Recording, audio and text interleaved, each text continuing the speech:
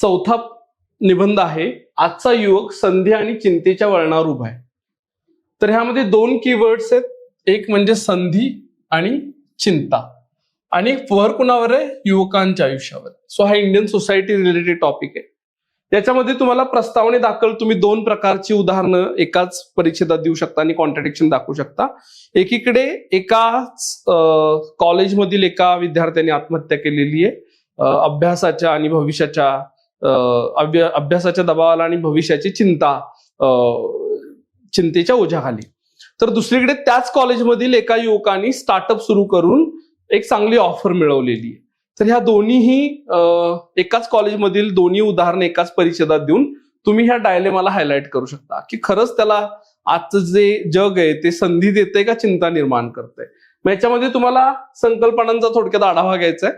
संधी म्हणजे नेमक्या कोणत्या, किंवा संधी म्हणजे नेमकं काय युवकांना मिळतंय, किंवा चिंता आहेत म्हणजे नेमकं काय होतं युवकांच्या आयुष्यात, कसल्या चिंताने ते सामोरे जात आहेत हे तुम्हाला सांगायचंय.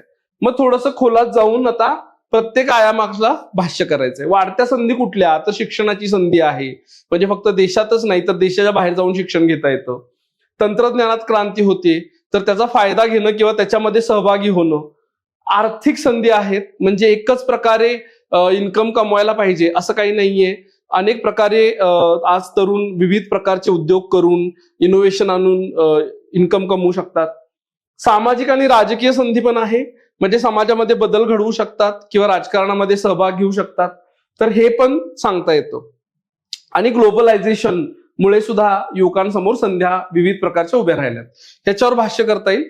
त्यानंतर मग वाढत्या चिंता कुठल्या आहेत, की रोजगारामध्ये अनिश्चितता आहे.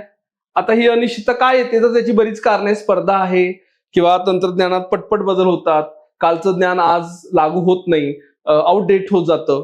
त्यानंतर शैक्षणिक दबाव आहे, अकॅडमिक प्रेशर खूप आहे, म्हणजे ज्याला आपण म्हणूया रॅट रेस, एक प्रकारचं स्पर्धा लागलेली आहे, माइंडलेस कॉम्पिटिशन.